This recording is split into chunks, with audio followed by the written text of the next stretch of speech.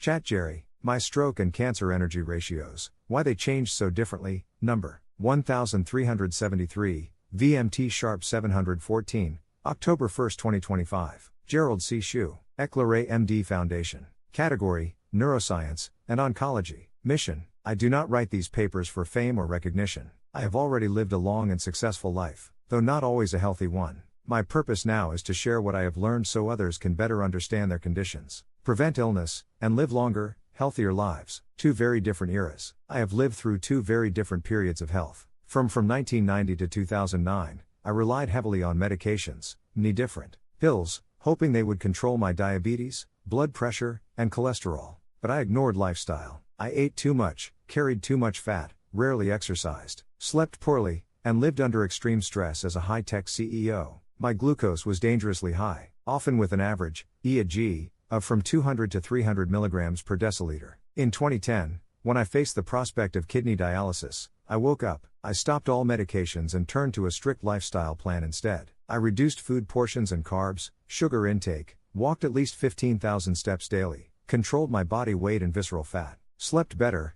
managed stress, and logged every piece of health data. I have kept this routine faithfully for 16 years. What the numbers showed. When I applied my viscoplastic energy research method to compare these two eras, I looked at two major killers, stroke and cancer. My stroke energy dropped from 91% during the medication era to just 9% during the lifestyle era. My cancer energy only improved from 55% to 45%. Why such a big difference? Stroke, a short memory disease. Stroke depends on the current state of blood vessels. In my medication years, constant glucose swings, blood pressure spikes, excess fat, and relentless stress pounded my vessels like heavy trucks, hitting a fragile bridge. Medications made lab numbers look better, but the hidden damage inside my brain vessels built up to 91% energy. After 2010, lifestyle management changed everything. With stable glucose, smoother blood pressure, and body fat loss, the truck weight was reduced. My vessels finally got relief. The strain energy fell sharply to 9%. Stroke responds quickly when the daily load is lightened.